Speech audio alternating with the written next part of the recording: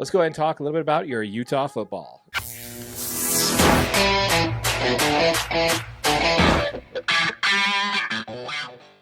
As a reminder, folks, when it comes to your Utah football, we did just launch a channel specifically for your Utah football content. It's called Utah Football DNA. If you're watching this on our live stream or watching on one of our videos on our main channel at DNA Sports Recap, a link to Utah Football DNA will be in the description down below. Make sure you subscribe, smash that like button if you want to see more content about your Utah football club. All right, so well, we're about less than 60 days away, man, from opening kickoff, man. How you feeling? Oh man, I'm like so excited and so nervous. And yeah, so let me preface the question this way. Let me set up the question, and then you can kind of go into what you think here. Okay. The University of Utah has suffered their first losing season in over 10 years, going 5-7 back in 2013. Yeah. Now, there's been a lot of chatter around in this market about the Utes looking to turn things around. Other than the obvious, not having a losing season, what to you, AJ, means a bounce back season? I think even if you win 8 games for this team, right? That's well over 500. Mm-hmm. I think you're still, as a fan base, I think you're still super disappointed at that. Yeah, I don't think having just simply going from a losing season to a winning season, I don't think that necessarily means you guys are back. You know? No. I mean, I think this is a team that we want to be back. And when we say back, we mean competing for a conference championship, getting a shot at the college football playoff. Like, last year, the conference had 3 teams that finished the season with 11 wins, including bowl games, right? ASU, BYU, and Iowa State.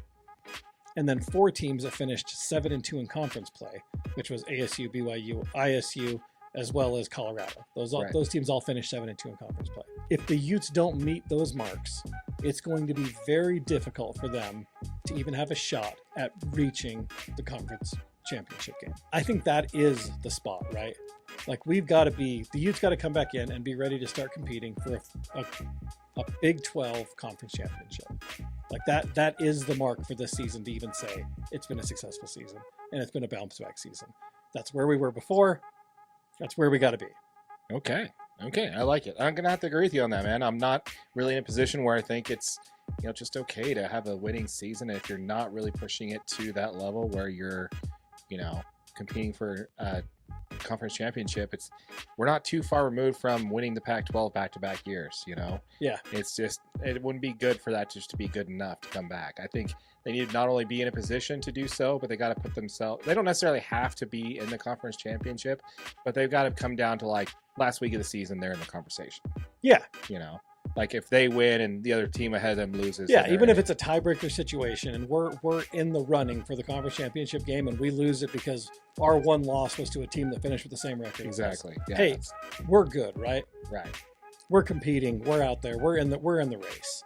Yeah. Like, and at that point, you're probably a top 12 team. You know what I mean? Like, you still have a chance at a college football playoff berth with the extended playoff, right? So, in my opinion, man, I think the Utes are definitely in a position to bounce back. Let's first start with the offense. I mean, yeah, they've completely overturned the offense, overhauled it. New OC in Beck, new QB1 in Devin Dampier.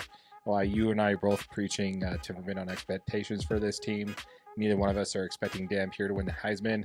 But there's enough promise there to show some growth over what happened last season. Yeah. We got well below average performance on the offensive side of the ball last year, and simply having an average offensive production last year would have changed things dramatically for the Utes. Yeah. So I think there we're good. Defensively, Utah has a lot of returning players this year, and on defense, that's always kind of been their strong suit, at least in the Witt era. I don't see too much of a drop off there. Yeah, no. I mean, I think we got a couple of things that are going good for us, right? I mean, and that defense is definitely one of them. That's the staple for any Kyle Whittingham football team. Morgan Scalley has done a fantastic job all the way through. They continue to reload with defensive weapons. They return a lot of guys. The good news is you can come to the University of Utah as a defensive player and have a shot to play in the NFL. Mm-hmm. That's what it is. We put defensive players in the NFL. So, I mean, there's going to be some new faces out there. They always are. The defense is always a bright spot. It's going to continue to be a bright spot. The other thing we really got going for us is the offensive line. I don't know how much you've read about the offensive line and for the U right now, but this is one of, and if not the best unit in the conference. And it is one of the top. I mean, there's multiple, offensive line rankings that put them as a top 10 unit in the country. Oh, really? So Yeah. I didn't see that. I did see the conference ranking, but I didn't see that. Yeah. The Utes are one of the they've got 2 potential first-round picks on that offensive line in Spencer Fano and Caleb Loma. And I mean, they look like they're going to be a great unit. And I think that having that great offensive line is going to put them in situations where they can control the tempo, they can control the clock. And if you can do all these things, with help from that offensive line, it's going to help equal wins, even if the offensive production isn't out of this ballpark, right? That's what we're hoping for, is out of the ballpark production, above average. But even if you can just come back to average production and you have great offensive line production that helps you manage the clock, this is going to put the Utes in a really good situation. Yeah, man, I have to agree with you, man. I said it on a previous episode that I believe the schedule is favoring Utah this year. It is. Most of their toughest opponents, at least that are ranked ahead of them in the top 25, are going to be home games. Yep. This year, there are a few that are going to be on the road, but ESPN has them ranked 6th in the BIG-12 coming into this year, but 247sports.com has Utah tied for 2nd place in the conference, so we'll definitely have to see. Lots of reasons to remain hopeful for the University of Utah when it comes to their football. So we want to hear from you folks. Let us know what your thoughts are in regards to that in the comments down below.